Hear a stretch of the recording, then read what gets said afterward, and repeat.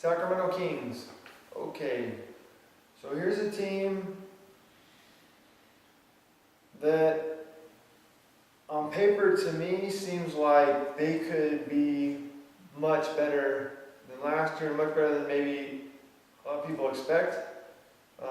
First of all, they have my man Boogie, who is showing now that he's one of the best centers in the game, which is what I've been saying for a long time. Boogie suffered under a tenure of terrible coaching and even worse point guard play, if you can believe it. And being a low post player, he relied on those players to get him the ball in positions to be able to make plays. You know, not with him, it's not just scoring, it's passing, it's a little bit of dribbling. But on those early Kings teams, he was out on the court with guys like Jimmer Fredette and sometimes even Marcus Thornton running point guard, and those guys are not point guards at all, not even a little bit, you know. DeMarcus is probably a better point guard than both those dudes. So now he's surrounded by players that not only can execute well, which is big, but I feel like he has a very strong passion for the game, and he was very frustrated by the lack of, it seemed, passion and like people's heads weren't in the game, and it really bothers him because he loves basketball, and that's why I love Boogie.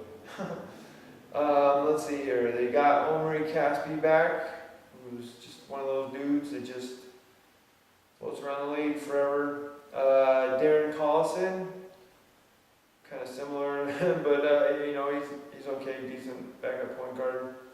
Reggie Evans, somehow this guy keeps ending up on teams. I have no idea how, you know, but he must provide something because teams seem to play pretty good with him, but I've never made it a point to watch Reggie Evans. Rudy Gay. Now, here's a guy who I feel is set to blossom, although this is a big issue for the Kings, I will say, and a big issue for Rudy Gay.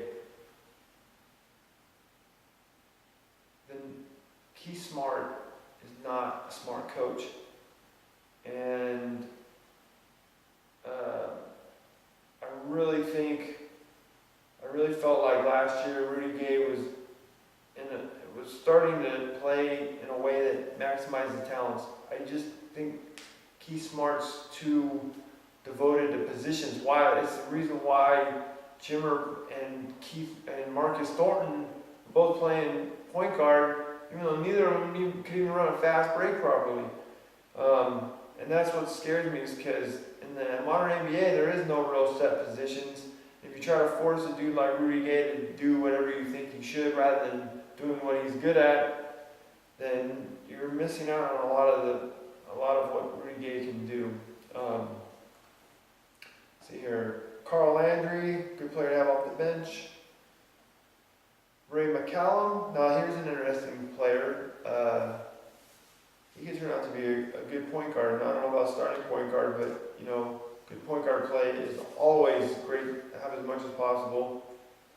Ben McLemore, still undetermined, you know. I think he's one of those guys that can take a few seasons to figure out what he brings and what his ceiling is. I think people are gonna say, oh, he's this or that. Well, dude's 21 years old. He really broke out that freshman season. So he's still trying to find his way. And I think there's a lot of talent there and something there, but it's going to take a while for them to figure out how to use it. So hopefully he's in the right situation for them to help, make that happen. Ramon Sessions, good backup point guard to have, more of a scorer. Nick Stauskas, I'm not such a big fan of as far as where they took him. He's I'm sure a great player to have on your team because he's such a great shooter, but he seems limited athletically and he plays two. And to draft someone as high as they did that shoots well but isn't very athletic and plays two guard seems sort of a waste of a pick. Jason Thompson, he's a great player to pair next to Boogie in the sense that he's tall, he can play defense and he won't make tremendous, any real mistakes. He's not that exciting though. He seems like he can be doing a lot more. And Derek Williams. Derek Williams he's a lot like some of the other guys I mentioned earlier. Great college player, super athletic, but he's undersized, and the type of role that he has really it makes him expendable, it makes him replaceable with other players. A 6'8" offensive power forward,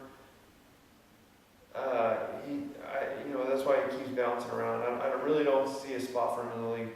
But again, you should watch the Kings for no other reason than to watch Boogie Cousins, because he's worth watching, and Rudy Gay, he does at least one or two things a game that's worth watching. So Kings are interesting. I just don't know. I just don't think they're going to win a whole hell of a lot, but they will be in every game because of Boogie.